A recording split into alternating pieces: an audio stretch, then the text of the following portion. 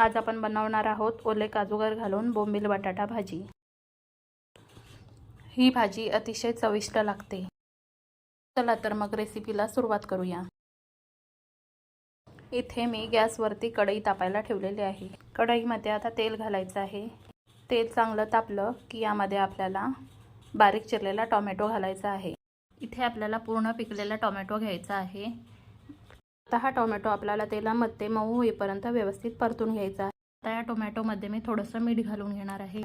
मीठ घातल्यानंतर आपल्याला हा टोमॅटो व्यवस्थित ढवळून घ्यायचा आहे। आता या तेलामध्ये मी 2 मोठे चमचे कांदा खोबऱ्याचं वाटण घालून घेणार आहे।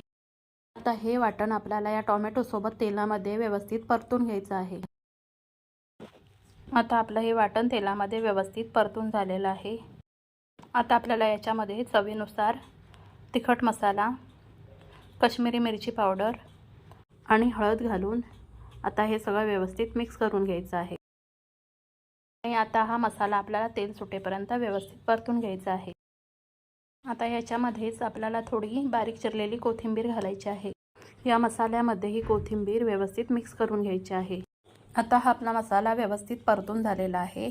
आता याच्यामध्ये आपल्याला स्वच्छ केलेले ओले काजू घालायचे आहेत। ओले काजू कसे कापले जातात, त्याचा गर काढून त्याचा चिक कसा काढला जातो याचा सविस्तर व्हिडिओ आपल्या चॅनलवरती आहे। त्याची लिंक तुम्हाला या व्हिडिओच्या खाली मिळेल। त्या काजूगरांसोबत याच्यामध्ये मी एक बटाटा बारीक फोडी करून स्वच्छ धुवून घातलेला आहे।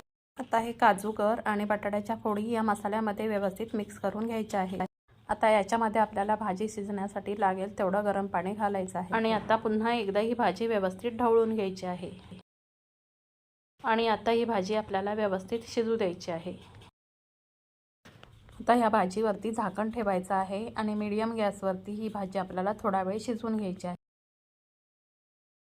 आता झाकण काढल्यानंतर ही भाजी आपल्याला व्यवस्थित ढवळून घ्यायची आहे। आता यातले काजूगर आणि बटाट्याच्या फोडी बऱ्यापैकी शिजलेले आहेत।